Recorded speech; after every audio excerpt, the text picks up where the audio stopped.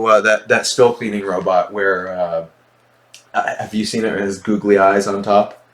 Sure, yeah, yeah. It looks ridiculous. It's large googly eyes, and I say, okay, it's not really doing it for me, but the average person, they look at the robot, they're starting to kind of piece together that these things, they're replacing jobs, they're sort of scary and lack the human connection.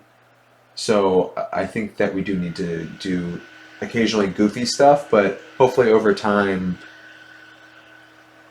with more serious roles, put the this technology, this artificial intelligence, kind of in human form.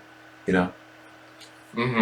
But I guess when I think back to, I guess, more traditional type of technologies or robotics, like for example, like a trash disposal, Hmm. um, or even your television, right? It's like people didn't need those to have like human faces on them to realize like, hey, this is a useful tool and everything. So I'm just wondering if the focus is in the right direction when you focus on more, I guess, superfluous elements as opposed to, the elements that actually drive the efficiency or the use of the object itself. Hmm.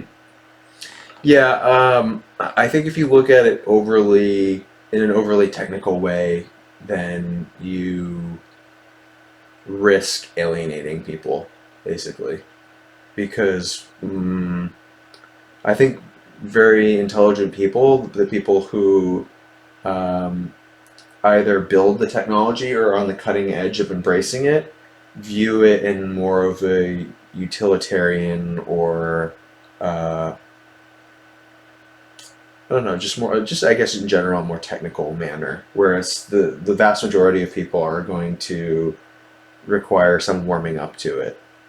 So you sort of have to, and I'm kind of bad at this sometimes when I look at something and I say, this couldn't possibly be a trend. I don't see any value in this. And then it's like a huge thing that becomes insanely popular. Uh huh. And like you sort of have to take yourself out of it and be like, oh, well, I'm not like the average person, maybe. So Uh it can be huh. tough to do that. Sure. So I guess let's uh, bring it to more specific topics. So Mhm. talking about like emojis, for example, and the use of them, whether you're texting or just posting stuff. I don't know. Do you have sort of overall thoughts about how that development's been going? I've started using them more. Originally, my idea of them was they're kind of dumb and that people are overly sometimes expressive or don't express what they intend to express. I noticed that people were using way more exclamation points than they needed to use. Like in Particularly, combination with the emoji, or yeah, maybe in combination, but also just like it's particularly a lot of women. And I noticed a gender divide with the number of exclamation points used, and like women tend to use a lot of exclamation points, sure. and so I always thought that was just like strange for me to use exclamation points because I'm not exclaiming something in general.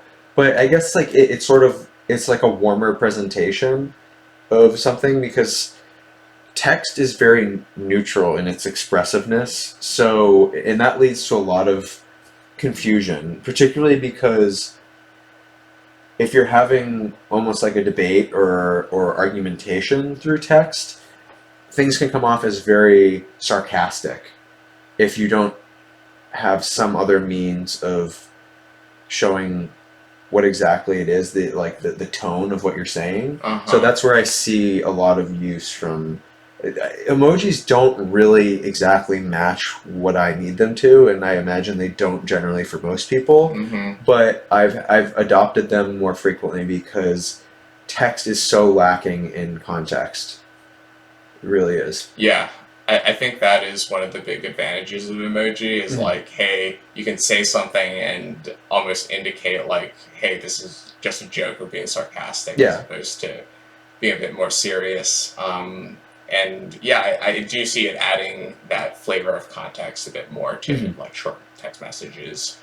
But I found that in terms of the growth of emojis over the past few years, Mhm. there seems to be like an explosion in terms of the number you can choose from, right? There is a So lot. There's probably close to 100 now, I'd imagine. yeah, between the faces and the finger gestures, and then like the animals that they Mhm. threw in, and Oh, just you're like, talking about beyond just the faces too. Yeah, oh, just the there's whole. way more than 100. I thought you were talking about like the classic yellow smiley doing something, Yeah, so it making started different. as that, and Yeah. then it's like even within that, you can like customize like what shade of color you want that to Yeah, be, you can't do that on the faces, but you can do that on the and hands the and hands. the people ones. Because Got there's it. other ones like people doing a face palm or a flex or something. Yeah, Yeah. and like I said initially, like choice in general, I think is a good thing. But when Mhm. you have an option of like hundreds of emojis to choose from, it just becomes a matter of like, hey, I might tend to use like a couple that I feel like are more Yes. useful or not. But even within that like hundreds of emojis, sometimes I still can't find the one that I want to express, and then I feel like, well, I guess I can always get more creative with. But it's kind of cool though, isn't it? Because you see the subtlety and variability of human facial expression and how like, if I want to indicate to somebody that that I'm just joking, I say something but I'm just being like flippant or facetious or whatever, then maybe I'll choose like the winking face afterwards. But the winking face to me is like, okay, that's kind of flirtatious. It's not quite what I want it to be. But then you see like the nuanced, like the body language, the hand gestures, the facial expressions that really go into effective communication, and then you overlay that with your experience with the internet and how people, particularly on message boards, are just like bitching each other out and always pissed off at each other, and you're like, this is probably why a lot of this is happening. Is like misunderstanding of tone, and of course people are just outright being rude to each other. But yeah, there's emojis are imperfect, but they're definitely very useful. It's the best thing that we have with text message right now. And have you Mm-hmm. seen Memoji? This is interesting.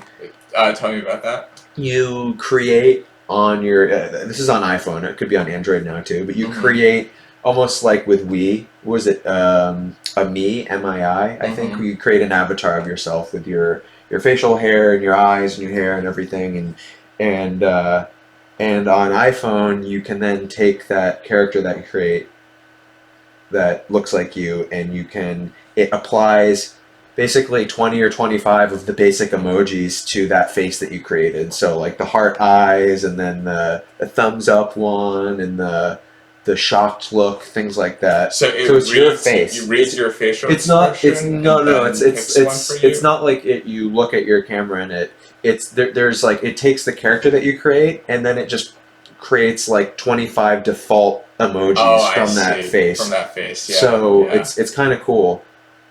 I do like it because it adds more personal flavor to the emoji that you send rather than just this stock yellow generic smiley thing. Uh-huh. But that's the thing, because I feel like oftentimes when I'm just presented with 2 dozen versions of smiley faces, and Mhm. then none of them really I guess express the particular smile that I feel like I'm trying to convey, then I might just not even use the fancy emoji to go back to the colon and Yeah, whatever parentheses, yeah. the traditional smiley, and in a lot of ways I feel like those simpler methods Mhm. are almost a bit more effective in terms of allowing you to just create like new expressions Sure. that might not be in that existing like 25 that Mhm. Apple wants you to choose from. So yeah, I don't know. It's definitely something that's changing a bit, but as of now, I felt like trying to just sort through all the options and everything is still a bit more hassle than it's typically worth. But Yes, I tend to agree. There's about 80 that I never use. I would say that there's about five emojis that I use somewhat frequently, sure, yeah, yeah. and one of them is the brain explosion one. Like Like mind mind blown. blown, yeah, yeah. Another one is the sideways glance, kind of like just kidding Yeah, yeah. or like a knowing glance, and then there's two or three more So that I those two use. that you mentioned, I almost feel like if you like they're memes that can better sort of express that than Yeah. an emoji, right? Yes, they're definitely memes that, but like just the accessibility of the emojis where it's built into the It keyboard. is, I don't yeah. know, and I know that there are on at least on the iPhone there are GIFs and things that you can access right there, but it's like I don't always want to go searching for something. Sometimes you just want to be prepackaged, but not so prepackaged that it's just text. You know what I mean? You just want a quick, okay, I found this catalog. Use that. Yeah. But memes Well, are better, yeah. yeah, and I guess in terms of memes, feel like a lot of it's up to the technology companies in terms of how easy they make it to, for example, create memes and share them. Mhm. So, when I was in China and interacting with some of the younger folks, around our age there, I was kind of surprised by how fast that they're able to just create memes on the go. So they can just for example, picture or short video, and then instantly add a quick text Mhm. and basically like a very efficient, fast GIF maker that you can just send as a text message or Oh, something like it's that. nuts how fast Yeah, people are. yeah. And I'm like, wow, some of this stuff is like really original and funny. And I think when you give people the freedom to kind of do that kind of stuff, that's where you see I guess progression in terms of You do. you know communication styles and all that. So I'm sure that there's courses taught on memes at universities now, but I've heard that. So maybe you've heard of the Pareto distribution before, where it's the 80-20 rule, where like 20% of a workforce are the most do 80% of the work, 80% of the productivity. It applies to all different types of situations. There's like a 20% of people do yep, 80% of something. yeah, So I think it's even more tightly with memes, like 10% or 5% of the people that engage with memes are actual meme creators, and they create 95% of the content or whatever. And memes are just so it's just this cultural thing that maybe has always existed to some extent, but it's just opened up this explosion of creativity that not only is it democratized comedy, where like people still go to see comedians and comedy movies, things like that, but like people get their daily fill of comedy through memes and through engaging firsthand with this content that they can send out to other people and modify. And but it's pretty crazy how it's another extremely subtle thing where you can't even really necessarily explain a lot of the time why a meme is funny or relevant, but it is. It's very fascinating to me, and they move through these networks that I was talking about before. Memes really solidify kind of like these network connections, I think, and how yeah, people. for sure. So like a certain meme or whatever referencing a joke might only be got by the people who have that context of the joke already in the first place. Yeah. But I feel like even within not sort of like those big massive viral memes, but just in terms of stuff you send to like your friends on a like private basis, Mhm. even there I feel like there's a lot of like crossover and application that like hey you might see one meme in one area and then you're like hey this can actually apply to this other conversation I'm having with another person. And Yeah, I think that's where creativity is able to rise through the cross connection of ideas. absolutely. There's this synthesis. It's like how the molten plate tectonics that form mountains and volcanoes and things like that. That's like what meme culture is to me, where it's like this roiling mess of, and then creativity or creation comes out of it. Yeah. How would you explain memes to somebody that doesn't engage with them, or somebody who's older? Like, I've mentioned it to my parents before, and I've given them, like an example of a meme. But like, how in general would you explain memes to somebody? Yeah, I think it can be tough and depends on your audience and what their pre-existing knowledge of the memes are, for example. Mhm. So I remember on that group that we were talking about memes about earlier, where people were able to sort of understand, like, okay, this is a meme, like examples of memes, this is a meme, that's a meme, that's a meme. Mhm. But to understand like what it is in general, I think it's just so much more just more broad, where I think a meme is just any expression of an idea. Yeah, So that's when people think meme, it's like you can think of that from that general sense, or you can think of it more specifically as in terms of like, oh, this SpongeBob meme or whatever is like, that's just a particular type of meme that's very like more popular now as opposed to other forms of memes. But memes have been like around forever since people learned how to paint on caves. sure. It, maybe it's a rapidly changing, briefly relevant snapshot of a cultural moment, um, where So I'll give you an example, right? yeah. If you look at like a newspaper headline, right, with a Mhm. picture and then the main words and maybe a little caption underneath, Yeah, that's pretty much a meme, except done through a newspaper and sure. a bit more official.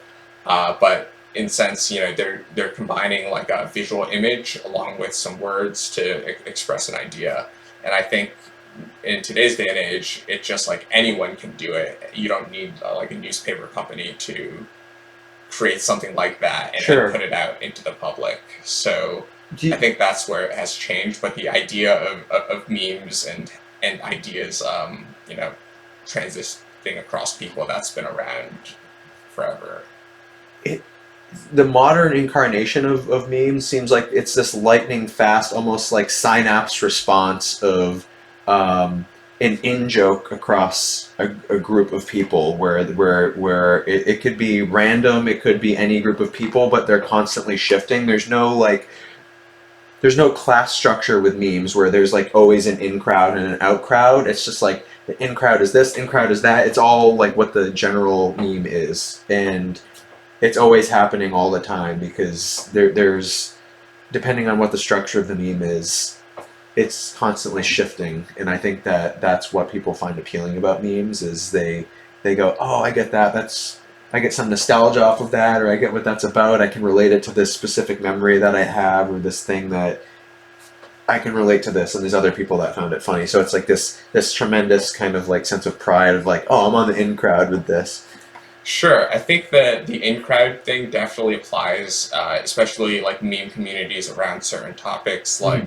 like The Sopranos, for example, or other shows that people are You're big. the second person to mention Sopranos memes. I remember someone else had Oh mentioned The yeah, okay, Sopranos, so yeah, I just yeah, brought it up as an example, okay. or like SpongeBob memes, or just any hobby or show or something that there are a lot of passionate fans about. Mm-hmm. But then there's A also like cult following, right? sure, Yeah. yeah, but I think that's only one slice of the pie. Where if you think about the memes that like everyone has seen, not just the niche group of fan community. For example, the one where it's like a boyfriend and girlfriend are walking down the street, and then like the boyfriend turns his head and Oh yeah, sees another girl, and then yeah, like you see the girl giving him like this nasty look, yeah, and that can be applied in so many contexts, whether it's like you're making a business decision sure, and it's like you're with one offer and then like another offer yeah. comes up, or just anything where you're trying to make a choice, and then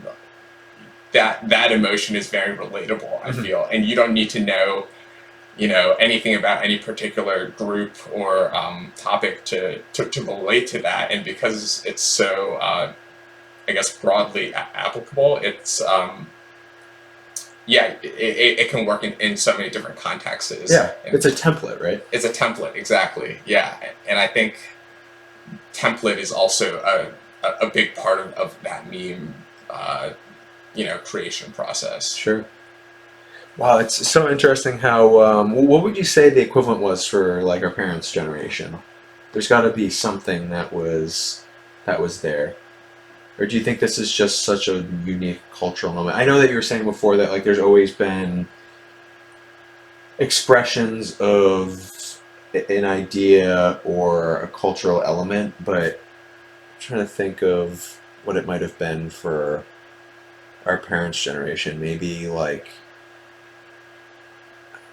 I honestly don't know. Maybe I would say look towards media or advertisements or big news stories. So I don't know, just something that comes off the top of my mind is the brands probably. uh, or I was thinking about what was it? I think it may have been Lyndon Johnson, Yeah. and he had released a pretty controversial ad during one of his elections. Oh, is it the nuclear countdown? Yeah, with the little girl Yeah. counting the daisies, stuff like that. I think that's an example of a meme that Okay. that a lot of people saw, and So propaganda was previously a meme, essentially. is kind of Sure, what yeah. That counts within the broad umbrella of memes as well. Interesting. So memes are more like, if you're going to consider it propaganda at all, it'd be like fleeting propaganda. Whereas like in the past, there was more structured memes and consistent, like, we're going to build this propagandized view of something. Sure. I guess. I'm not trying to get too deep. I'm just trying to, like, I think about kind of the era right after World War II when our parents grew up. And, Right. and it was very, at least in the US, it was very propagandized with consumerism and, like, anti-communism and rah-rah America. Sure. And so all these things kind of roiled together, and the memes that existed were in a much more structured framework. Whereas now, with the internet, there's been this proliferation of they can exist on any topic with anything, pretty much. Yeah, I think that's definitely reflective of the shift of technology enabling people to basically do what previously required like a corporation or more resources to put out. But yeah, in this day and age, anyone with like a mic and a webcam can put their message out, and you don't need to have a printing press. Like, it's literally probably in the past. Mm-hmm. It's been so democratized now, where people can put out whatever content they want, which is freaking awesome. I mean, like, it's really cool. In the past, it was, you would have to pretty much have the consistent follow through to not only come up with the idea, but probably like go down to your local print shop, draw it out or sketch it out, and then like put your money into printing out a bunch of them, and then leafleting them or something like that. Yeah, just think of like all the so effort like Martin Luther had to put in to like get all those pamphlets and post them on the doors, and basically just doing that manually, But you had to be an extremely motivated person to effectively meme in the past. For sure, and now it's like, yeah, the resources to do so have gone down significantly, which has definitely opened it up. All sorts of things. I hope people appreciate that the barrier to entry is far, far lower than it once was. Yeah, I think whether or not they appreciate it or not, I think it's something that's happening. Just in terms of anyone who goes onto Facebook for a couple minutes or checking out their social media site, they're bound to see like memes essentially, and then through the all the likes and dislike buttons and the algorithm and all that tends to feed you what it thinks you'll like to engage with, or what'll convince you to buy the product that you're on the fence on, and all that other stuff. So it's great that people put their content out there to, in general, unless they silo themselves, to have others engage with, and to engage with others' content. Because whoever you are, whatever you believe in general, and there are definitely plenty of echo chambers, plenty of bubbles, but in general, you're gonna come across something that challenges you in the way that you think.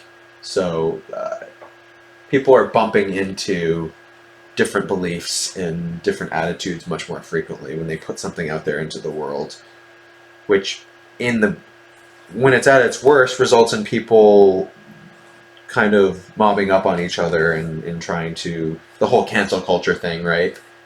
We need to end your reputation, end your career, end you. But overall, I don't think that this interaction, the positive aspects of it, gets enough attention.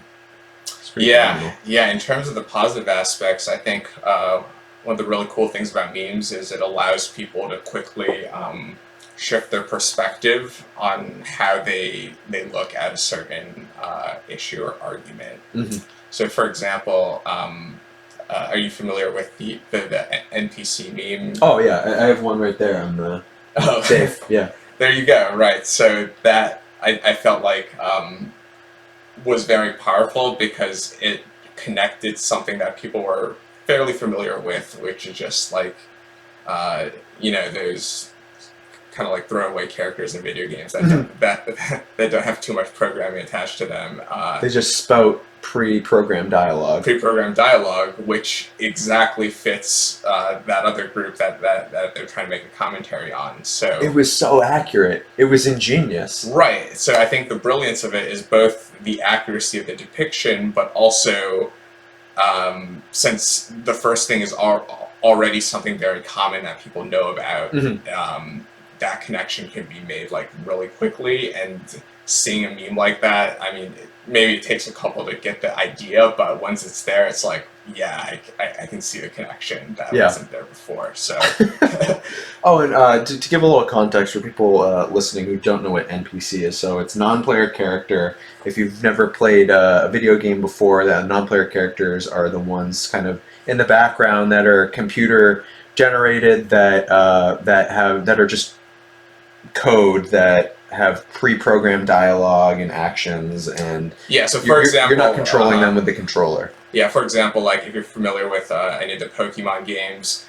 they're the characters where you talk to and they'll say the same thing to you every time. They might loop through two different types of conversations, but it's basically like you're not getting any new information the more you talk to them. Yeah, so it's a character that's like built into the story. In general, with video games, you're controlling a character with your controller, and that's the player character. But everybody else in the game, that's just a piece of code that is sort of spouting off what they've been programmed to say. That's a non-player character. So some ingenious person or group of people decided to take that term and apply it to people who were engaging in political debate, generally in a very like social justice warrior kind of way, who were just being like, oh, that's bigoted. And you'd be like, why is it bigoted? And then they would just kind of not really have anything beyond that. They're just sort of not, and it's both sides. You see it on the Republican, the Democrat side, any side, you always see NPCs, people who don't really have much depth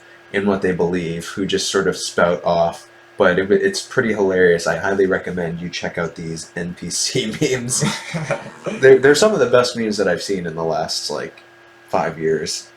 Yeah, seriously funny stuff. And I think another beauty about memes is like there's no like one person or a group or authority to decide like, hey, this meme is going to be popular as opposed to that meme. It's really just about how funny it is, or like how well people like it and how well it holds up over time. And that just feels very organic, and I think has a certain appeal in a world where everything seems more and more manufactured. Yeah, it's highly organic, constantly changing. Yeah, it's authentic. I mean, what is much of what we're seeing but a pursuit of authenticity in this world, in a world that seems like everything is full of shit. Like, I'm just saying, I'm not saying that in a cynical way, but like the structures that have existed, the institutions. So there's so much institutional change that's necessary, and you see the scandals and the lies and the whether it's government, Catholic Church, pharma, the police, what do you call it? So the surveillance state, all these things in our life like have these massive scandals surrounding them and issues, but people are just searching for an avenue that has authenticity and real conversation and memes is one of those avenues. Podcast is another avenue, but it's that authenticity that people really, I think, like in it. Yeah, I think authenticity is definitely a big piece, and I think another big piece is just the efficiency of memes in that they're able to transmit that message in a very short duration of time, Mm-hmm. which obviously you can't get too deep into the subtleties looking at a single meme itself. Yeah. But a collection of memes or understanding the culture behind it can lead to better understanding through direct experience as opposed to maybe like reading about it or trying to study it academically. Yeah, you can't really study in a book or something like that. Memes. It's just like you gotta actually see it. And memes, by the way, they tear to shreds anybody who takes themselves too seriously. Like that's the greatest target of, or anyone or anything that takes itself too seriously. Like it's not nihilistic. Some people would look at memes and they'd be like, "Oh, these are nihilistic." Of course, you're gonna find nihilistic memes, I'm sure, but like a lot of this culture that exists today, people are like, "Oh, well, there's no values in it. It's just a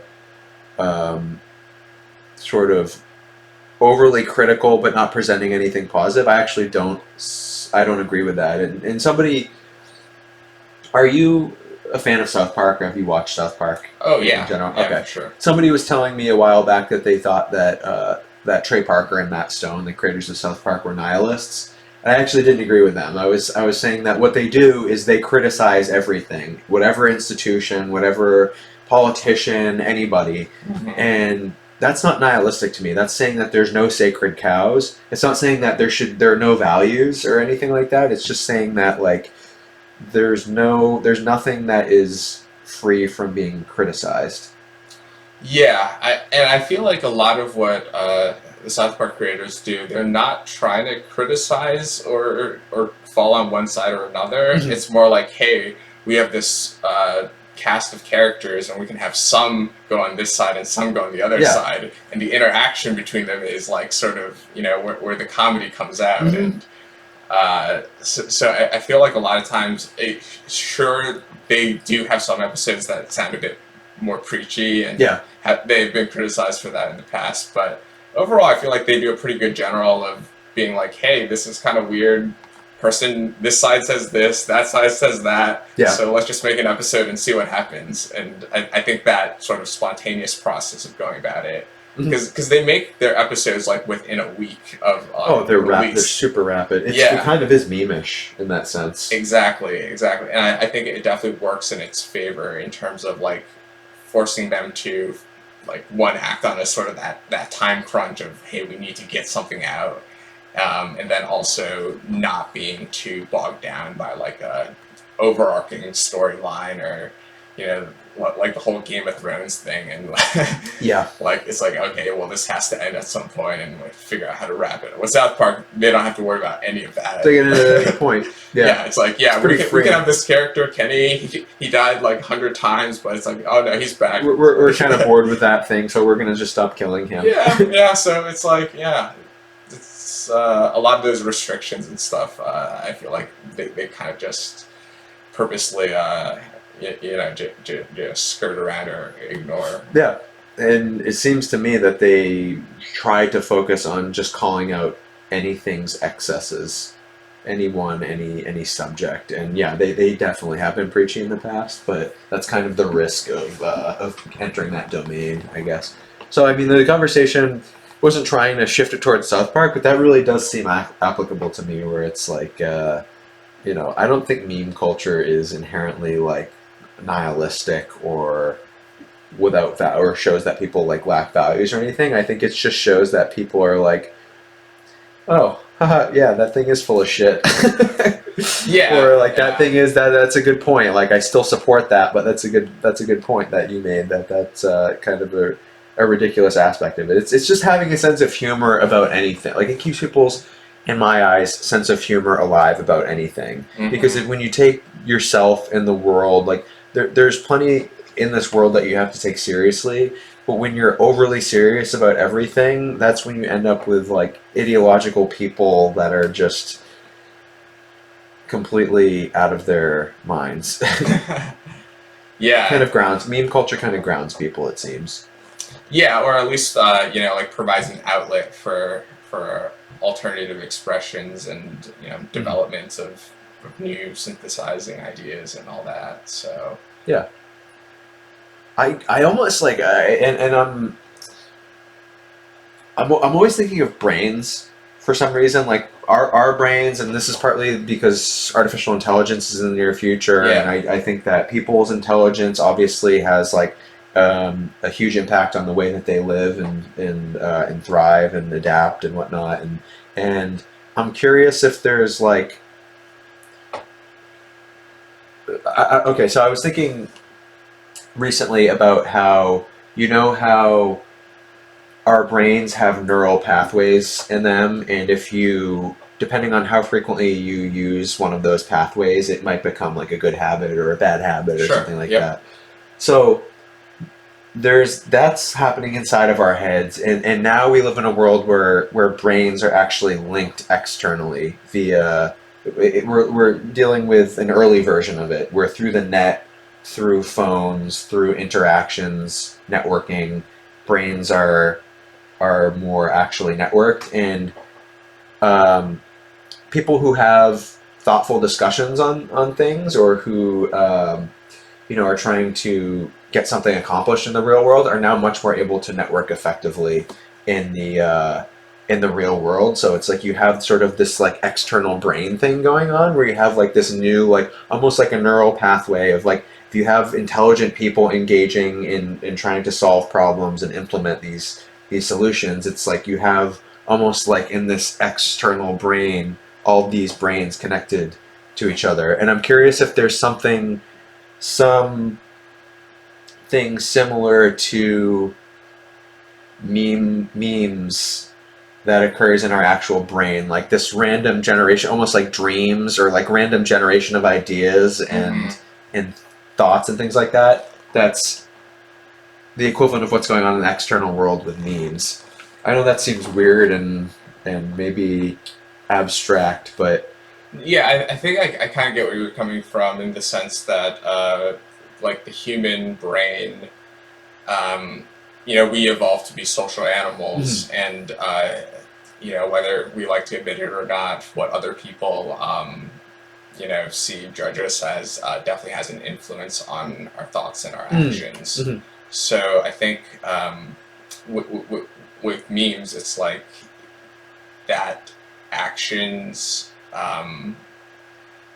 Or I guess the process of being influenced mm, is spread out a lot more, where before it was just like your close family or friends or the people you see every day, yeah. as opposed to now it's them plus everyone you interact with online. Pretty much, it's like how we socialize with each other almost forms like the societal brain, like this external brain that connects all of us, and it's equivalent to these neural connections. And I was curious if there was something analogous in our own brains to what memes are. So yeah, it is basically what you said, where we're connecting in all new types of ways. I have to think about this stuff more, and my brain goes to weird places when when I'm reading and consuming content and thinking Yeah. about stuff. I'm just, oh, huh. If I bring that up to somebody, are they going to just be like, "What?" Yeah, well, So, I mean, that's how all like original novel ideas start off. As mm, just some like crazy association that you kind of follow a bit more and more until something solidifies or mhm. not. So yeah. Thanks for putting up with it. Yeah, but in terms of memes, I think a good analogy to think of it is almost like through genes. Oh, I've heard about that. But who was the person who brought this up originally? They compared genes and memes. This is probably a really long time ago, Yeah, I know what you're talking about, though. like before the internet age, I think. But maybe it was like Chomsky or something, the 80s, but It, don't it quote might me have it on might have been that. Yeah, Chomsky. Yeah, yeah. Noam Chomsky, right? But it's the same idea that like with genes over generations, it's like the strongest or the most adapt, that they're going to be the ones more likely to like pass on and like grow in terms of its population. Same thing with memes, where like the ones with the best traits are also the ones that are more likely to go viral, for Sure. example. And unlike like biological evolution, which takes generations, a long time, like memes happen like, Rapidly, right? Very exactly. So rapidly. the cycle of generations for memes, yeah, basically accelerates that quite a bit. That's a fascinating idea, and it's I'm now that you brought it up, I'm considering it again. But so the basic argument was like the gene is the genetic element that passes down through people's genome, Sure. and then the meme is an element of like a cultural piece, a Exactly. cultural fragment that gets transmitted down through culture, Mm-hmm. and Yeah. so culture evolves much more rapidly than people's external form, and I think that's absolutely what we see, not only with culture, but with technology too. Mm-hmm. It accelerates so rapidly that our genetics, our values, our morals, our institutions, nothing can keep up with the pace of cultural change through memes and technological change through sort of scientific progress. Yeah, and I think a perfect example of that is like in this day and age where more and more people are working like in front of a computer or at like an office job where they're sitting like at a desk for 8 hours a day. The human body wasn't evolved to do that. The human body was evolved to like be climbing trees and foraging, gathering, and Yeah. all of that, and I still do that on Thursdays. sure.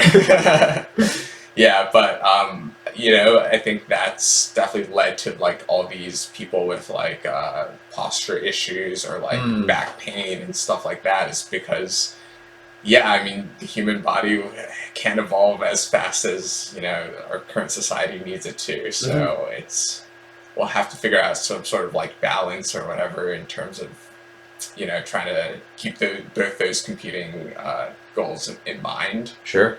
But then, now there's like this crazy like genetic editing, CRISPR. I'm glad that you stuff. brought that up. Yeah. If you didn't bring it up, I was going to bring it up because that was like the perfect. Because that obviously has lots of unknowns behind it, but it potentially allows humans as a society to speed up that like genetic change, Sure. if needed, or if it's even a good idea. But there's a lot of questions about it, and you hope that it starts out in the right hands, whatever that means, right?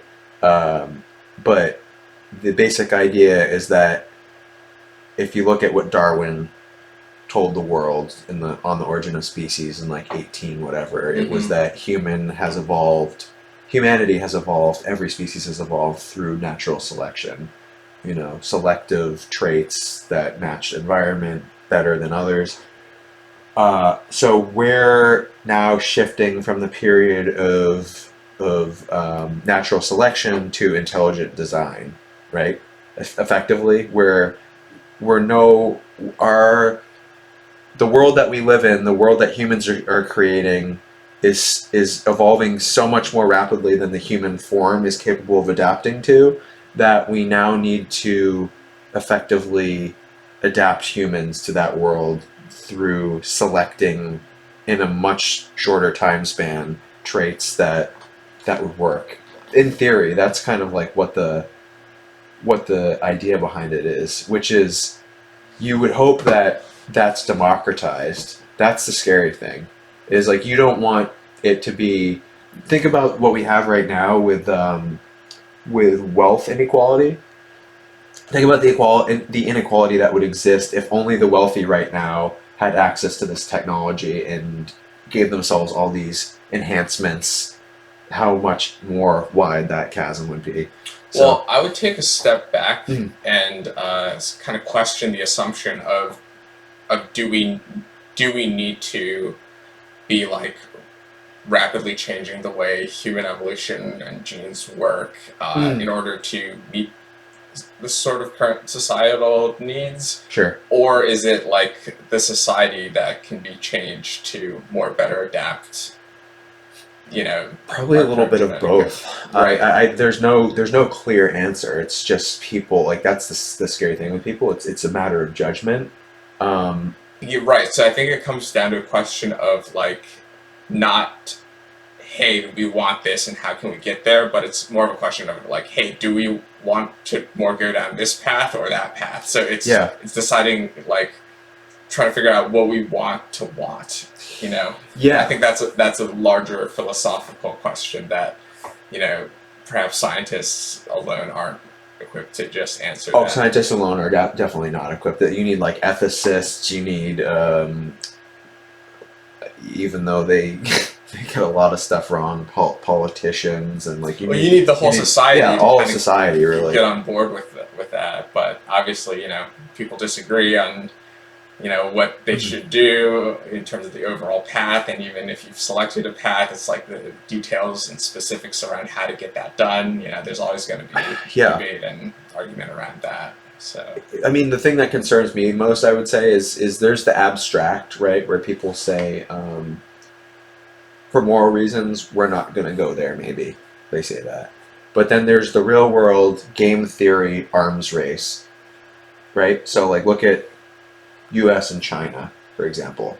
If China has started to do this, they've started to do gene editing. They've sunk a lot of resources into developing artificial intelligence. Like, is it just go? And the answer is yes. Is it going to turn into another arms race like with the bomb back in the 50s and 60s? Probably, right? That's where it gets like, even if people say we don't want to do this, we don't want to go down that road. There's going to be people who say, well, China's doing it already, so do we want China to be the ones that get there first?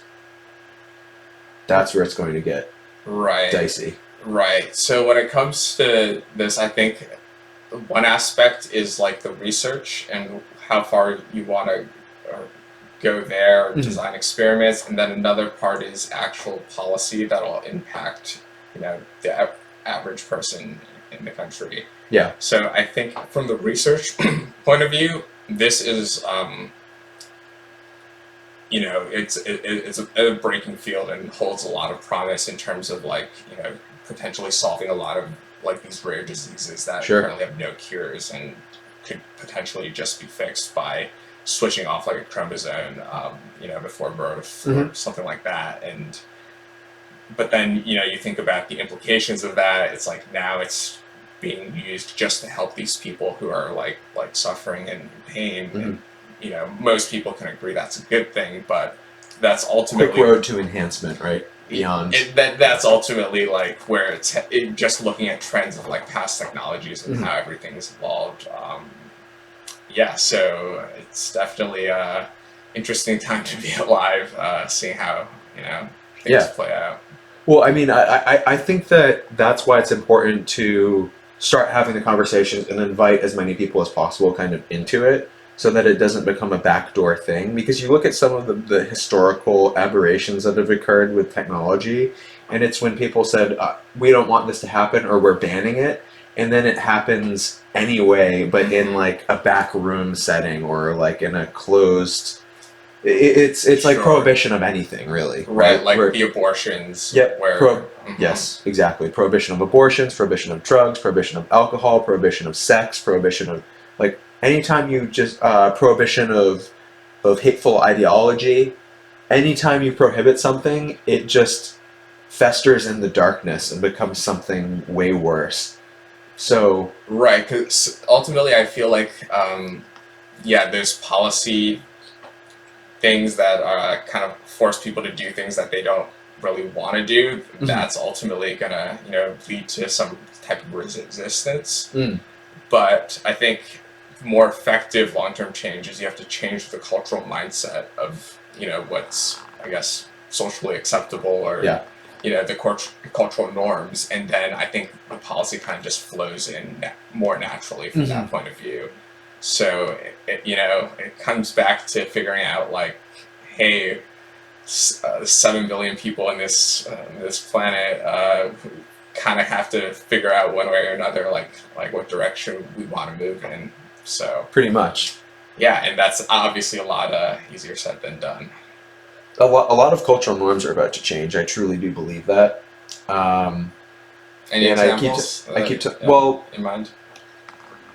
um, well, first of all, the institutions, like you keep hearing, you've heard it over the last like decade, pretty much. Institutional change. This institution is broken, or it's an institutional problem, right? Right. I mean, you've heard about it with like police, for example, but like Sure.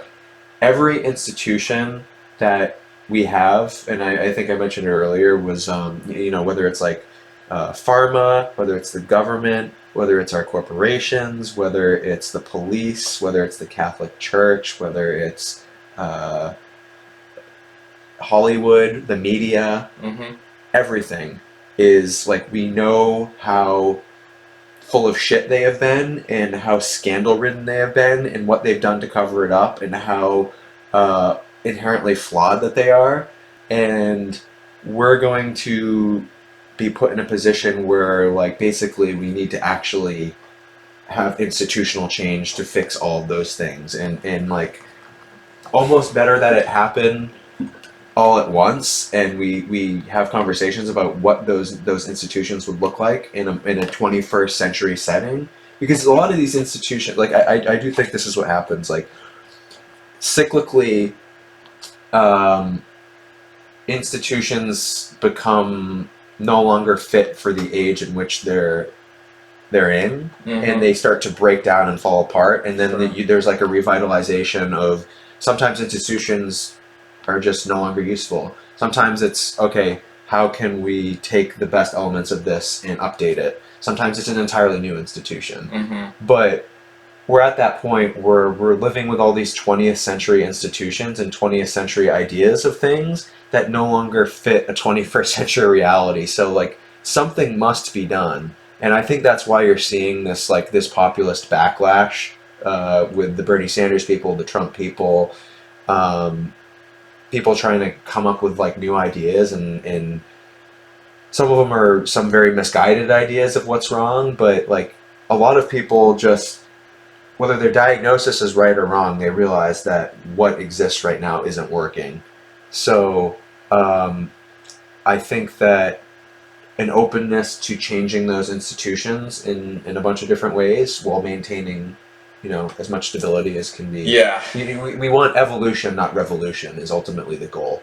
Yeah, yeah. Like, So I feel like with some systems, if they're just like too outdated, or like whatever new proposal is like say 10 times as better as the old one, then Yeah. it makes sense to just scrap the old thing, go with the new one. But with a lot of I guess more like social institutions that affect a lot of people.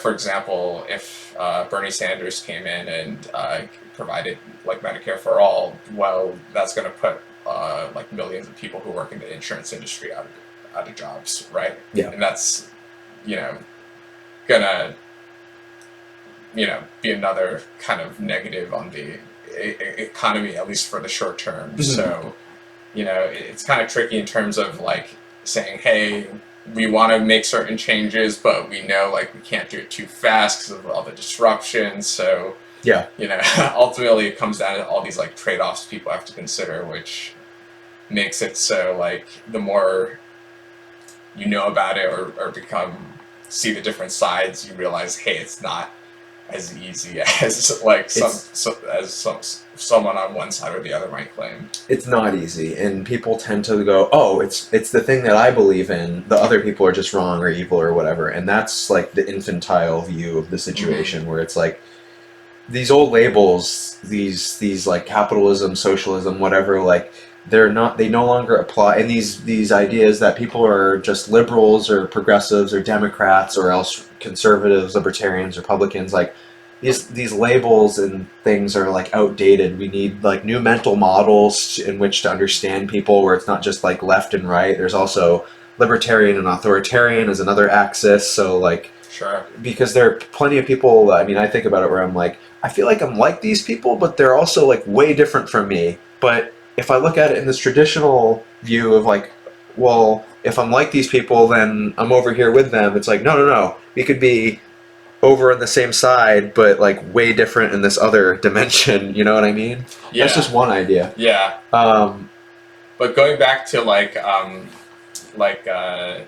I guess fixing some systems, or whether to sort of or completely or try to make the existing system work. I think there's a lot of places where there are like some relatively simple fixes that can improve the current issues a lot, even if it doesn't fundamentally solve some of those other issues. So one of the examples that comes to mind is the whole movement of adding the body cameras to police officers, which all the studies show that it increases accountability both from the police officer side and the person he's engaging with. There's like a track record in case anything goes wrong. You have a camera there. So like moves like that that seem to make sense, and especially with technology and cameras getting cheaper, I feel like that's a better way to kind of go about the particular like policing issue, as opposed to saying like, hey, we need to like fire half of the cops on our department, or because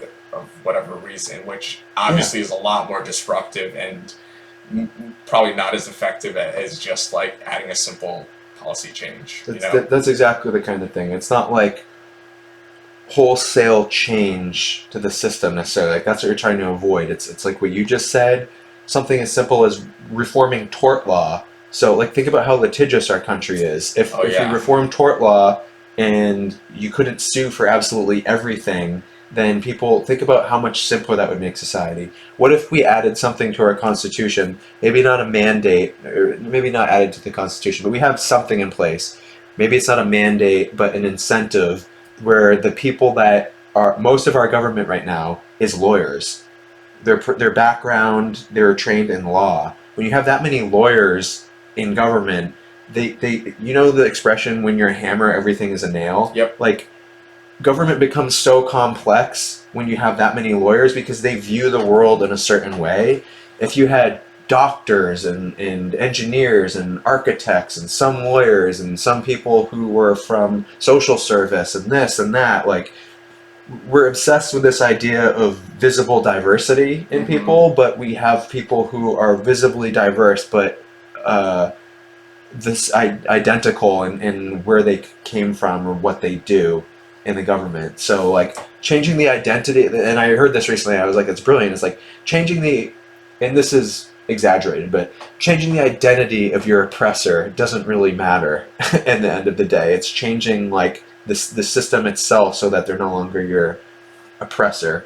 Can you give an example of that? Or, it's like, oppressor is a strong word, but it was saying like, this was, I just read the book, The 2020, A Populist Guide to 2020 by these two journalists there with The Rising, which is like a YouTube channel. Okay. And it's Crystal Ball and Sagar and Jetty are the two authors.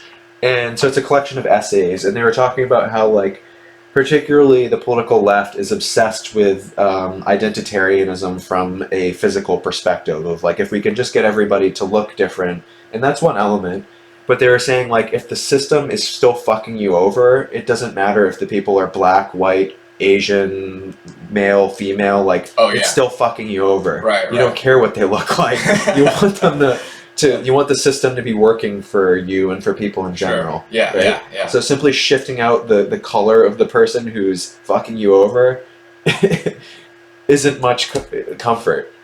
Yeah, I mean the thing about like race in particular, I feel like is such just a shit show of a topic. Yeah. Where like on the one hand, it's something that's pretty frequently asked, whether it's like on applying for college or jobs, or I think even the census asks for your like racial identity.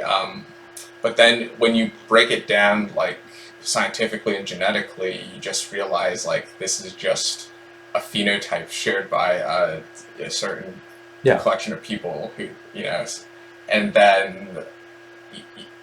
Yeah, I guess from that perspective, like scientifically, they can't even define like what a race is, like what black person versus white person, other than just taking a look at them and saying like, oh, you're relatively darker than this other Yeah. person. So It's like a clustering of traits, is it not? Basically, right. it's not So even like a strict definition. so that's why I guess I'm just kind of puzzled, like why are in the 21st century people still so emphasized on race when all the science shows like it's really not that, I guess, significant. Hmm. And what might be more significant is like if you carry certain like combinations of genes or whatever that might make you more susceptible to certain kind of illnesses, that can help people take more preventative measures to mitigate that risk. Sure. So I feel like that's where the kind of value is, instead of focusing on like racial differences that ultimately have questionable value to.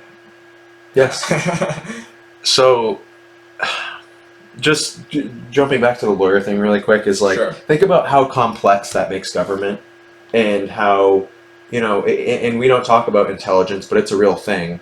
It's not just knowledge or education. Like, and I know I sound like a broken record when I talk about intelligence, but I do believe that like this really does affect how people engage with, like, if you have a highly complex modern society that's made like needlessly extra complex by the fact that mostly lawyers are the ones that write the rules of that system, and you have like a legal code that's like millions of lines long, and the tax code is freaking like would fill up a library, then there's no way that like people who are less intelligent, who are still part of the human family, right? There's like, just like there's variation in gender and political perspective, and like these things are sort of like fluid, maybe, right? There's also variation in intelligence as well, and if you're less intelligent, you are struggling to keep your head above water in like an overly, like, society's going to get more complex, but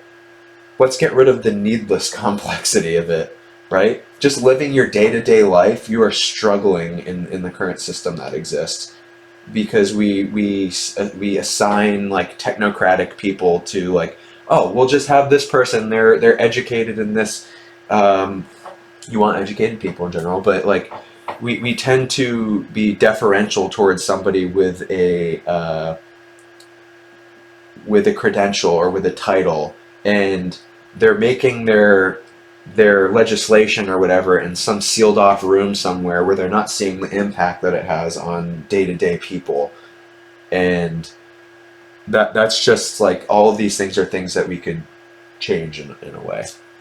So yeah, I think that's a really interesting point you brought up about all of the the lawyers within government and the people who write the laws. Yeah. And if you think about like who actually writes the laws, it's not the politicians themselves who are too busy like campaigning and doing rallies and all that stuff. Trying to get funding. Yeah, so Often. the people who actually write the laws are the lobbyists for the different industries who this politician is like, yeah, I think you guys have the right idea, so you guys go ahead and write the law. But then it's like, one political party in power at the moment might want to go with like this industry's lobbyist as opposed to another industry's lobbyist, and then that's why you have all these complexities and people trying to reverse policies that was done by like another administration. So I think that's more just like a fight between the industry lobbyists, really. Pretty much, right? And that sounds really like bleak and not good on the surface, but if you think about it, like if we didn't have them, then who would be writing the laws? Well, ideally, so what you're describing is regulatory capture, where regulations are essentially written and owned by the institutions that are supposed to be regulated by them. And that's a bad situation to be in. But like, ideally, if I don't know, I would have to go back and look a little bit more into this, but like, I believe Citizens United is one example of something that really affected how political donations work. And if politicians like senators didn't have to spend all of their time trying to fundraise from large donors and like suck up to them, then they could effectively better understand and write legislation, which is their actual job to begin with. And right now, it's either, like you said, lobbyists, or it's their senatorial staffs that, like, the current world and the world was always complex, but we're now realizing the depth of the complexity of it. Is like, it's so complex that they can't possibly actually look at these issues themselves, so they just put it off on their staff or lobbyists, like you said. But if they had more time to actually look at this stuff, not that they know every little bit about it, but it wouldn't just be a sign-off thing where it's like, okay, you compiled this, we'll sign off on it. Yeah, and that's what really concerns me is the fact that, like, for example, Elizabeth Warren, who's the senator of our great state, Yeah, she's off running for president, and it seems like not anymore, but she was, yeah. but during that time, it's like, hey, I feel like I don't need to commit as much time to Senate. It's like my staff can handle that. That I can literally full-time run for president. You know. Yeah. So, and I feel like what does your job even entail then if you're if you're just leaving it all to your staff? And Yeah. it's like, do you already have a pre-decision on all of these policies already that you don't even need to spend time to review them? And just the lack of attention that's being put there is concerning to me. Yeah. So that's why there's this idea, and like, it's part conspiracy theory, part truth, where the whole shadow government thing.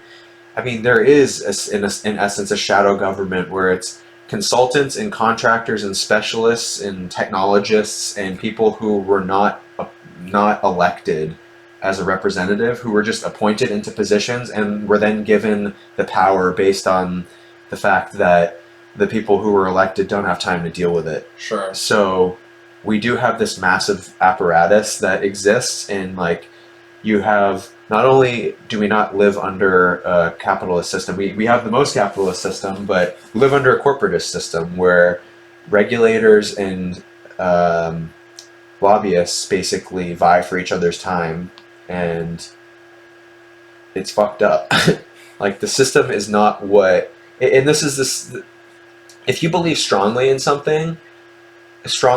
in something, every aspect of it can change incrementally, and it can be entirely something different, and you can still think that you're within that original thing. Like, people who are constitutional advocates, I mean, the Constitution is something we should review. I mean, I think, like, elements of it no longer fit to our current world.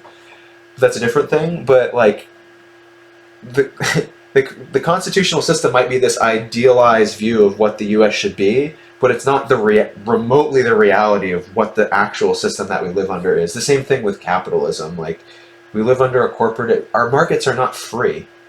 That's what Adam Smith is talking about. It's just like China's not a communist system. They're like a market communist system, I mean, or if something. we really like had free markets, like, you wouldn't need all these like trade agreements between different groups and continents and all that. Yeah. These ideas, this communist, capitalist, these are just ideals. They're abstract terms that we aim for and fall short of. Just like the Constitution, it's this, hey, we're aiming for this, obviously we're not going to hit it completely. Just like any religion, there's many different interpretations of it. And exactly. In the United States, it's this thing that's been like added on to over time, where like at some point, it's just a matter of identity, where you have to look at it and you say, at what point is it no longer what it once was? It's like aging. Like, when you're 60 years old, are you the same the same being that you were when you were 10? Every cell in your body might be different. Your entire viewpoint of life might be different. Unless you're Bernie Sanders. Unless you're Bernie Sanders. So, you know, we've had this massive national security apparatus added onto the United States, a massive regulatory apparatus added onto the United States, a massive social welfare apparatus added onto the United States. Oh, you say added on, you mean like since the inception of the country till now? Basically, actually, in the last 80 years, since World War II. Okay, sure. Like, the FBI, the NSA, the CIA, all of the national security apparatus, Homeland Security, all of that shit didn't exist before World War II. the military-industrial complex that exists right now with all of the contractors, all of the. And I'm not trying to sound like a tinfoil person when I say military-industrial complex, but it's the massive military presence that the U.S. has did not exist prior to World War II. The regulatory state, where we have a system of regulatory courts and that judges regulatory infractions independent of the courts system that is constitutional. Not to mention the. So, for example, like the environmental protection agency, they have their own court system. Yep. And they appoint themselves. They're not accountable to anybody. They're appointees. They're not elected. Right. We have the FISA court system, which is for use with the intelligence community, which is not accountable to anybody. And then we have the social welfare system, which was built up since basically FDR, the New Deal and LBJ and War on Poverty and all of that. All of these things, relatively new. And we happen to grow up at a time where they existed, so we just think it's the status quo. But I was comparing it, I was telling somebody the other day, if you're from New England, think about how your parents tell you how spoiled you are, that you grew up at a time where all the sports teams were winning, right? It's just our status quo. We were born into it. We don't know anything else. Sure. Our parents and us, particularly our parents, they happen to be born at a time where there were like all these new things coming about. Jobs were easier to access because it was like this high, things were going well, interest rates were low, home buying rates were low, college was relatively affordable, their parents were set up with the GI Bill, like all these things were just recently established, and then you get this view, this sort of like narcissistic view over time, then it's like, oh, like we're just great, things worked for us because we worked hard. It's like, no, you did work hard, but things simply aren't the way that they once were, and things evolve over time. And the identity of what the United States is, the institutions that exist, those continuously change. So absolutely, that's what I'm like kind of grappling with, is all of that. Yeah, I guess my take on the recent or past 80 years in the United States, like that around that time is when the United States first became a global superpower. And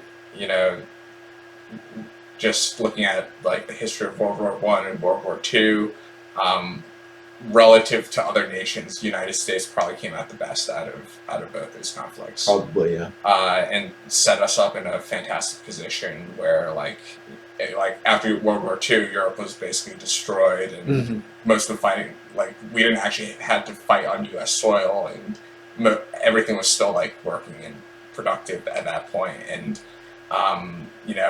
with the rest of the world sort of owing you all this money and stuff, that puts you in a position of power where you can really, step up and become that like world player. And I think, the 60, 80 years, it's still a relatively short period of time when you think about like other global powers and how long they've been around for, stuff like that.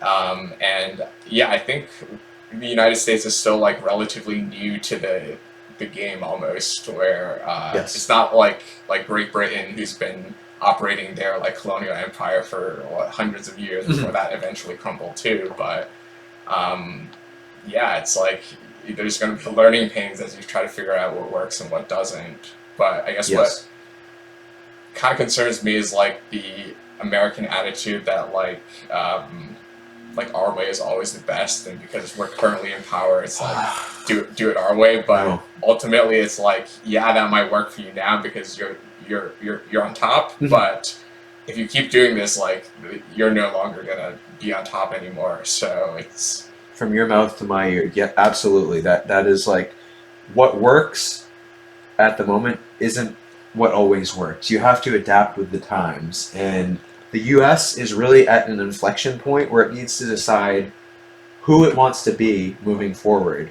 And like, are we just going to be like at that midlife crisis point where we're like, yeah, we just want to be the dude who, like, guys have midlife crisis and they get a Ferrari. Like, are we going to be that freaking country that's just like, yeah, we want to be like superpower America forever. We want we just love that status. And like, are we going to shift and know what we're good at and adapt ourselves to a world where like we're going to have to be more collaborative with other nations. We're going to have to basically realize that maybe there are some things that we're going to have to like give up in the sense of like, okay, China is probably going to overtake us in the sense of like economic size, maybe, unless we like shift.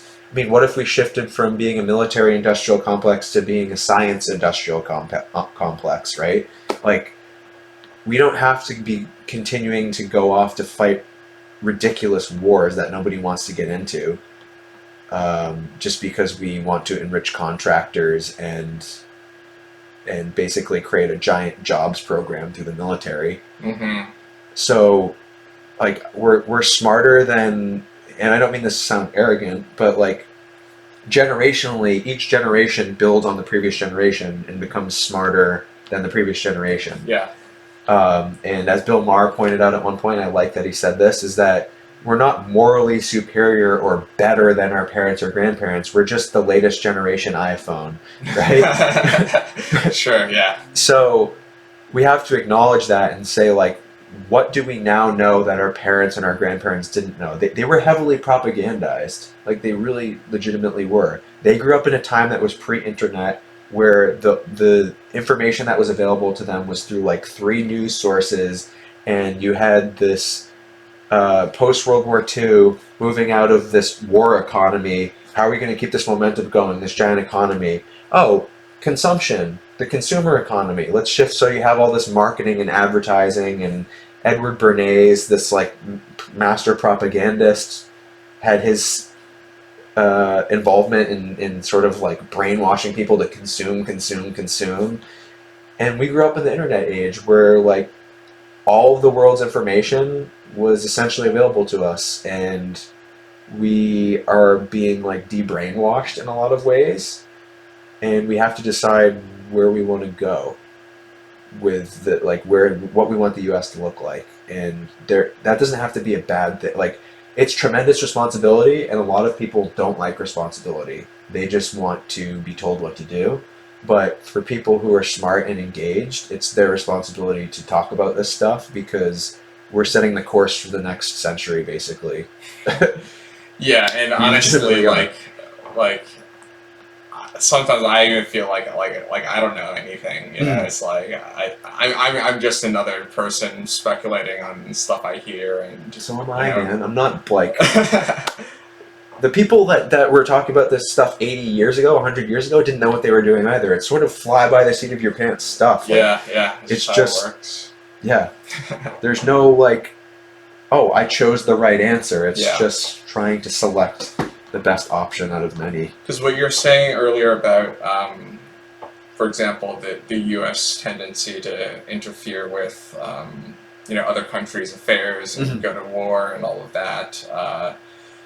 When it comes the response from the politicians is like it's for the interest of our national defense, right? And then whenever it comes to national security, it's like, okay, well, everything else is like kind of sort of not as important, or like they can make a lot of exceptions if they say it's for national security, right?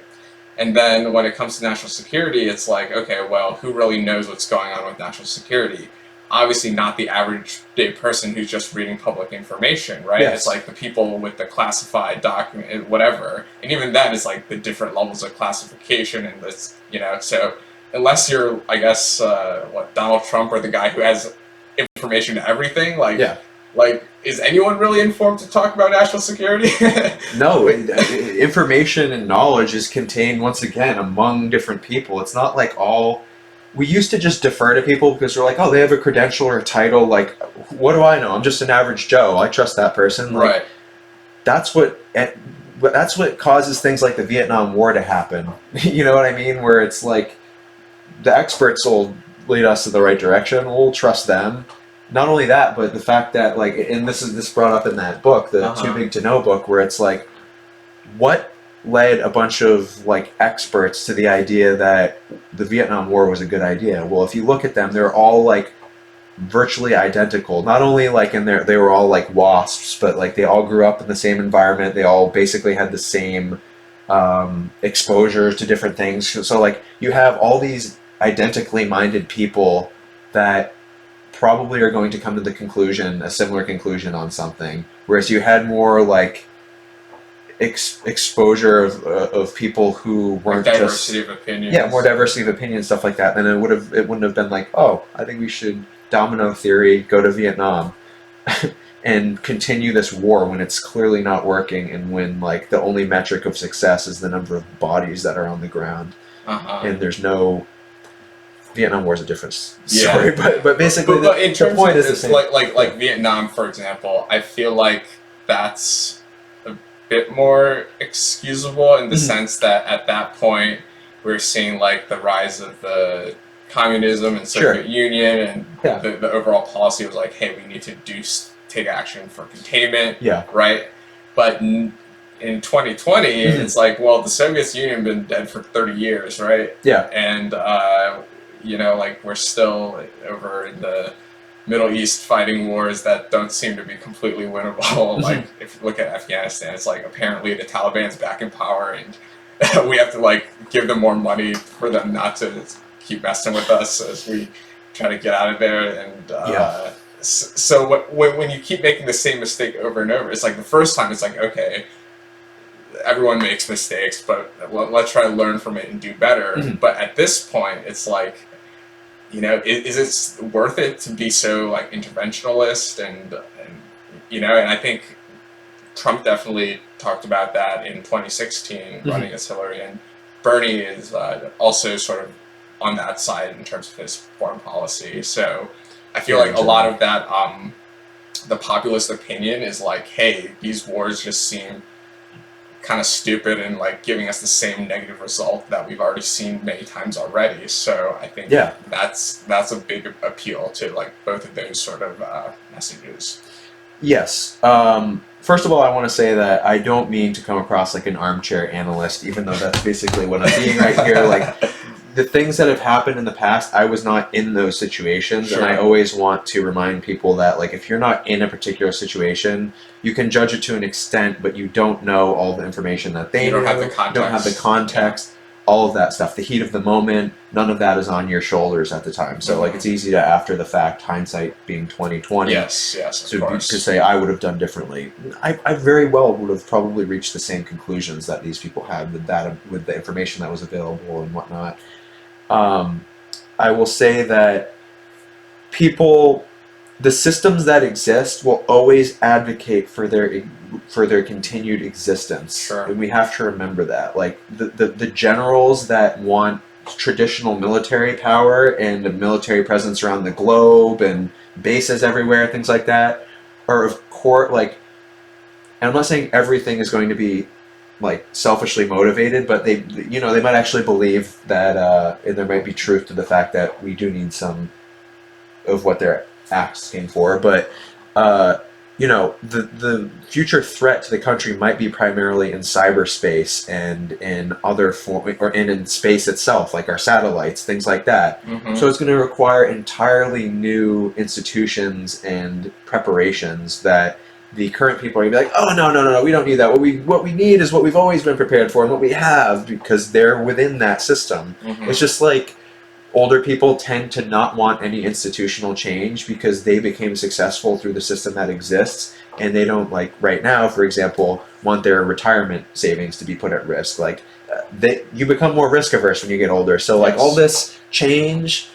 And that's why like Bernie Sanders people like freak out older people, is because they're like, I don't want a revolution right now. By the way, I don't want a revolution either. But in that general mindset, it's just like since forever, like teenagers just scare the shit out of like the more established society. It's like, hey, I don't know, they're these young radicals, right? Radicals, hormonal, unpredictable. So yeah, I think that's just something that's been going on like forever. But in our current generation, it's almost like it almost seems like they have more at least social media influence, because they tend to be online a lot more and stuff, and they cast a bigger shadow, I think. Yeah. But I also yeah. don't think older people are really, in general, engaging as much in social media. So maybe that shadow isn't seen by the older generation. I think younger people are actually discounted because it's like, oh, you're lazy, like, oh, you don't have jobs, oh, you this, that, and like, there is always like going to be some of that mixed in, but there's also some circumstantial aspects as well, where it's like the market that exists right now is not the market that existed when you were like. There's this belief that like this narcissistic belief that people have that whatever they did, whatever they accomplish in their lives, unless it's like bad, is their doing. All of the institutional support and the people in their lives that help them and the things that allowed them to get where they got become invisible when it's like I did this. And so, you know, if you grow up at a time where the situation was favorable, it all becomes invisible. And right now, the situation is, by most people's metrics, less favorable. Yet there's still this like kind of gaslighting of trying to be like, oh, you're just like get a fucking job, and a lot of people are just like, all right, fair enough, but like I'm working 3 jobs and I'm still trying to pay down this my tuition bills for the thing that I was told was essential to achieving the American dream, college education, and I'm going off on a tangent, but basically, the point is that we have to think about changing how technology has vastly changed things, how people are going to continue to advocate, and what their reasons are for advocating that things stay the way that they are, and basically like what is in the interests of like not trying to like screw anybody over, but just trying to like maintain long-term survival and adaptation. I mean, is this not so even the people that argue survival of the fittest, who are like, oh well, I got successful because I was the most adapted and I worked hard, and like you're just lazy, so survival of the fittest. It's like, yeah, but you're about to get steamrolled yourself by like technology and the fact that your skills are no longer relevant and the fact that our country needs to adapt. And I should also say, okay, survival of the fittest. But then you're gonna be like, oh no, but not survival of the fittest in that case. Okay. Well, I think it's like you have to kind of appreciate both sides. Yeah. Where survival of the fittest does have its advantages in saying like, hey, over time the more like stronger, more adaptable ones are the ones going to be more like population wise greater. Yeah. You know, but then on the other side, it's like you. How do I put it? Like the current stuff that made you survivable in like one era might require like different attributes for a new era. It's all relative to And the then- environment. That's what people forget. Yeah, and About then survival ultimately of the it's not like, and in the survival of the fittest mindset, even if you are like at the top and feel like, hey, this works for me, Yeah. you have to realize like, even if Jeff Bezos has all this money, if everyone else doesn't have a job or like and society falls apart, like good luck for him to use any of that money. So it's like you need everyone to be strong in order to have a good functioning society. And yes, you absolutely do. Yeah, and the tricky part is just like finding the balance between, you know, all of the different sides politically, and then also specifically like what policies make sense to implement and all of that. But yeah, there's definitely a lot of people thinking about it, and even more people, you know, talking about it. But and I just was having this conversation with somebody recently where they were saying, well, you know, I don't think we should excuse debt, or I don't think we should do anything like that because, you know, like I was responsible and like, you know, they made their bed, let them sleep in it. And to an extent, like I understand that like you shouldn't just blanket pardon people, because then that's a punishment to the people who were like generally did things the right way, whatever that is. But I think about how, first of all, there's 2 issues. There's like the retirement issue, and then there's the student debt issue. And I'm like, you have to look at those things as like partly one and the same, and that like their problem is your problem and your problem is their problem. You're not like you don't exist in separate worlds. Like if the student debt bubble explodes and brings it's going to bring down everyone. Same thing with the retirement thing. So like it's in your interest to like put out the ship, put out the fire on the ship. You know what I mean? Rather than like clustering over in the front and be like, this is our quarters. And then the second thing is when people point out how irresponsible people are with like their spending habits and things like that, I'm like, well, you realize that part of the reason why you are as successful as you are, you might have had good spending habits and whatnot, but is that you were able to at least partly make your money off of, or maybe not your money directly, but the system itself encourages people to be as reckless as possible with their money. It's a spend, spend, spend, spend beyond your means, advertising, aspire to be this person on the advertisement, buy these shoes, buy this product, buy that product. We're going to make cheap credit available to you so that you can buy more stuff that you can't afford and that you're going to have to pay back indefinitely. Oh, this house, you need a house as the ticket to the American dream. Thanks. Make lending rates lower so that people can afford houses. Oh, now there's a banking crisis and housing market explodes. Oh, you know what the new ticket to the American dream is? College degree. Everybody get a college degree. Oh, what? College degrees are $60,000 and not worth shit anymore? Oh, well, I guess we're having another bubble. Okay, now we'll come up with something else for you to consume. So, like, none of us is basically entirely faultless, I guess. Like there's distributed, like we exist in a system and we're part of that system and it's sort of distributed. You know how when people do something wrong, it's blamed on them, but generally if they like issues are distributed on the entire community, yes, right? Yeah. But like maybe we need to also assign collective blame to an extent too with us. Well, I think the examples you brought up about like, for example, making federal policies that subsidize housing versus making education loans easier. All of those ideas, I think, come from like a good place and good intentions, saying like, hey, we want to see more of this, so taking this action will also do that. But it lacks seeing sort of like the overall market dynamics of what that decision will make. And I feel like no one wants to be the guy saying like, oh, hey, I don't want kids to go to college, or I want to make it more expensive or make it harder to get loans. Like, you just sound like an asshole. Of course. But if you don't consider those economic,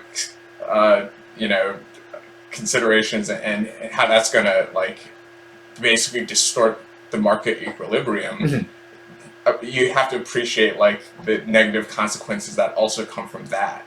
Yes. I feel like that's a lot harder for people to grasp because it's a lot more abstract and doesn't cumulative. Yeah. And but as someone who's studied a lot of economics, that's something that's front and center in my mind, like presently. And I just wish people had a better understanding of how like systemic effects work. And yeah. So we are the generation, millennials, and probably a little bit of X and a little bit of the generation below us, Z. But like our age cohort, who are like young enough where we're not fully established yet. Like we are going to be the generation to put our efforts into unfucking the system and to like we're going to be like generation cleanup to an extent. I'm not saying like we have to like completely dissolve ourselves into that task and like deny ourselves starting lives that are meaningful to us, but like that's and we will find meaning in this see too. I guess yourself more as part of like that generation, the millennial or the I am part of the millennial generation. Like I guess I'm at the tail end. There's always debate as to what the actual but I was 93. Yeah, so I was around there as well, and I feel like our millennial generation and like a lot of sort of the societal look at us overall is like, you guys are the fuck ups. And that's probably what our grandparents' generation felt too, when like they grew up just post World War I, and then World War II happened, and they had to go off, and then they were like they did some crazy shit that nobody expected of them, and then like they were heroes when they like heroes aren't born, they're made. Like this is what you have to realize. There's no like this idea of a perfect hero that we all imagine in our mind is like it's all bullshit. It's more like Spider-Man, you know, like Peter Parker, where it's like he's this unsuspecting like we're going to do heroic things. We are, and it's just a matter of like people realizing and Right. like it becomes self-fulfilling prophecy when people realize that like the responsibility is largely on our shoulders and we're going to meet the what's expected of us. And we're not going to know exactly what we're doing, but we're going to have to do it Sure. for the sustainability of the system and Sure. the country and Yeah. the world and the species. And this just might be me, and but I get a hunch that like, you know, most of society feels like, hey, you millennials are like the one who went through the big transition, and you know that fucked you guys up quite a bit. So it's like, oh, the Gen Z people, we're gonna do it right with them. And Yeah. it's like new paradigm, and they're the ones who are gonna like save us overall. I don't know if that's completely off base or just, you know. I'm not saying like it has to be like just millennials. Like it could be like a mixture of people, and Sure, and like yeah. there's always going to be people from any generation. But like if you just look at general, like the role that the older generation can play is limited because like you have to have like in general like a youth and an enthusiasm and an idealism and a like can-do attitude and that permeates to other generations too. But Sure. like each generation is going to serve a different part. But like the sort of like the ground troops, so to speak, of this of what's about to occur are going to be largely like the millennial age cohort, I think.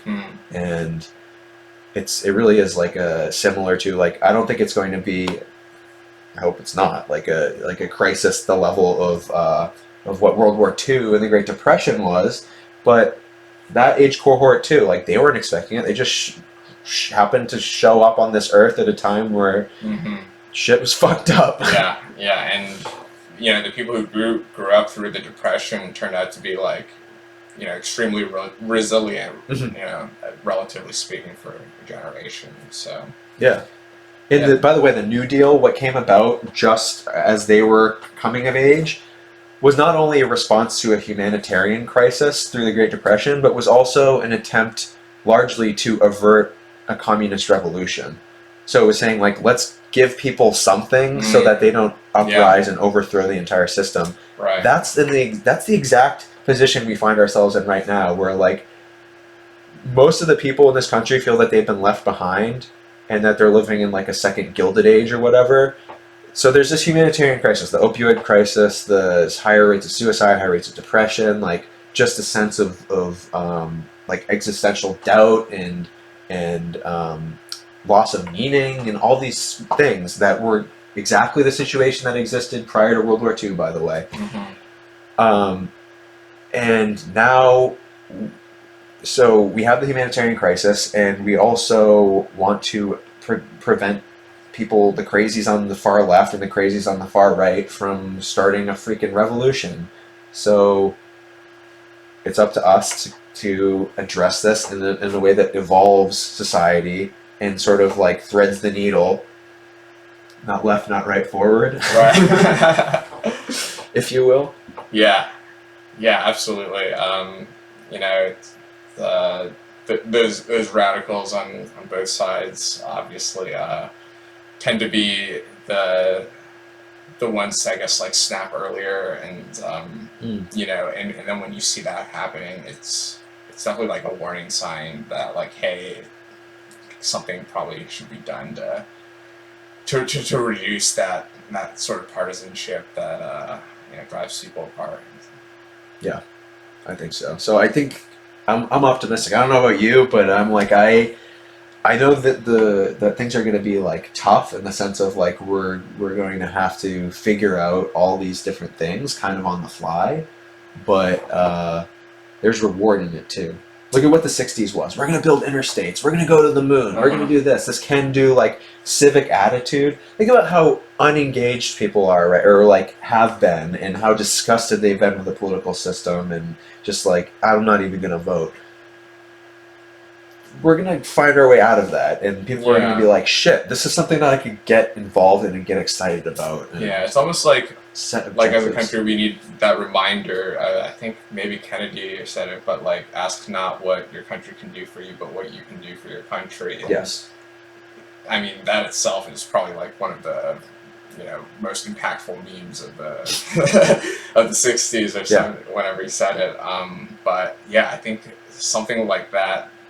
There are things that can like drastically shift the whole societal mindset like Mhm. in one direction or another. And I think like 9/11, that was another example. Yes. After that, people like in New York and all across the United States were a lot more like kind to each other and all of that stuff. So it's like, yeah, whatever the next message is or the next meme to to evolve us in the right direction.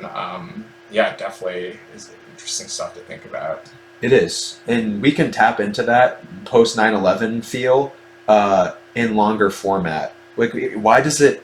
We've seen it before. I mean, the '50s and the early '60s, probably up until like the Kennedy administration. It was like, or actually like '46 to '63, I would say. It was like a chunk of time where it's like this optimism and like we're going to accomplish all these things. Like this stuff can happen at a stretch. It can be a full era. It doesn't have to be something that only happens in the wake of tragedy. Like, it's unfortunate that we seem to think that. And it's Hmm. like, okay, after 9/11, after a mass shooting, after something So, terrible happens, what it's kind like, of oh, factors do you think can like sustain that kind of like positive momentum for a longer period of time? um, coordination slash collaboration of people in engaging ways, as well as the sense that something can actually be done. Because a lot of people right now are just entirely like they they don't see any like narrative in all of the messiness of all this information that's blasting them in the face. They just are like, the world is chaotic and seemingly falling apart. What can be done? Like, having an actual like hopeful narrative of like there's something that can be done. Uh, that is goes tremendous distance. And like, I don't know about you, but I absolutely believe in self-fulfilling prophecy, where like that builds on itself, and like Yeah. if you get people believing in it, then it becomes reality through belief in Hmm. it. um, and I mean, 2020 is most likely going to be a shit show, but so like maybe it's going to require a little bit more of a sense of like urgency, with like, I don't think what we're dealing with right now with COVID-19 and whatever it's called, coronavirus, is going to become like a global pandemic. Um, but like, there's going to be like maybe a succession of things in a row where people are going to just be like, I just need something. I just need something to hope for. I need something to be optimistic in. And probably post 2020 election, people are going to really start to like consider new ideas. The idea of universal basic income is going to really come into its own. Hmm. Yeah. A lot of these realizations are going to become more mainstream. And once these hit mainstream, that's when it really starts to take on steam and momentum. And Sure. Yeah. Yeah. Yeah. It definitely takes a while to sometimes get the ball rolling, yeah, but once it does, it can turn into quite an avalanche. it absolutely can. Yeah. So I'm optimistic. I really am. Yeah, me too. Like you said, trying to thread like a narrative throughout all the craziness that both makes sense to you, but also paints some hope for the future. It's definitely a tricky exercise with just the deluge of information available and all the different conflicting sides you hear. But Yeah. yeah, I think like you said, it's like conversation and thinking and engagement. That's what it takes to kind of bust through that. Right on. Somebody's immediately going to say, "Oh, that's not going to work," and you, but okay, well, like, join the conversation. Come in, like, let's make it work. Yeah, How are you? So as long as it's not just like these tribes that form, then yeah, it's gonna be good. yeah, yeah, and just in general, I've noticed like as opposed to like online interactions versus just into face-to-face interaction, even with strangers on both sides. It's like the attitude that goes into the tone and everything is like very different. You know? Oh, 100%. And I think maybe if more emojis were used. I don't know if emojis are quite the answer, but I feel like people are getting a better sense of like, hey, what I what I say and like how I express myself online versus in real life, like more than likely I'm dealing with like another human being and coming to that kind of empathy. I think that's something that's going to continue to happen as people, you know, become more familiar with like online dialogue, as well as, you know, some of the really nasty negativeness that can come out of it. Yes. So I think after people like engage in that in a while, you know, they realize it's a binge. Like, they get sick after a while. Yeah, like, and it's like I need something besides this. It's not good for me, and it's like, you know, it leaves you feeling shitty and all that, and then, but obviously like it kind of takes like going through that. It does. Then feeling that negative emotion and realizing like, hey, the person on the other side probably feels a similar way. Yes. To really come to that like understanding. But I think it's something that people will get better at, like the more they sort of like use online media and stuff like that. They will. I mean, we actually are about to hit rock bottom. Maybe we already have, like, and we're going to start to turn the other way. Like, America has been on a bender. You really have, where it's like discourse has been atrocious. The sense that the other people are like the devil incarnate and deplorable and stupid and all this stuff, like the division and everything. It's been bad. And we're going to, there's going to be these chains of conversation through podcasts and things like this, and that are going to start to form and that are going to start to pull other people to them. It's going to be sort of like this life preserver that's going to start to pull people out of this like just barrel of shit. Yeah. And I think, you know, including this podcast and just, you know, seeing other people engage in conversation, definitely, I think definitely helps, like overall culturally, and reminds me of, I think it was Steven Crowder who did a series on like, hey, I have this position, convince me I'm wrong. Oh yeah, I can't remember what it's called right now. Yeah, I don't remember that series, but it was very Changed interesting. my mind. Changed my mind. Yeah. It is very interesting to watch him just like talking to people with completely opposite positions, and you know, just showing people like, hey, you can do this in a way that's not just like calling each other 4-letter words or whatever. So yeah, it's yeah, I think that's definitely the trend that things are headed in. So I'm optimistic as well. You see it more and more. Middle ground is another one, or common ground, or something like that. Yeah. So, yeah. We've covered. Speaking of ground, we've covered a lot of ground. So, is there anything at the tail end of this that you wanted to bring up? Any last comments or topics? No, I think I'm good. Definitely enjoyed our conversation as usual. You know, and this format of more just letting the conversation flow naturally to wherever it goes, I think worked out, and definitely enjoyed it. And cool. Thanks a lot for having me on again. Of course, Jack. Anytime you want to come back. Wow, hour and 48 minutes.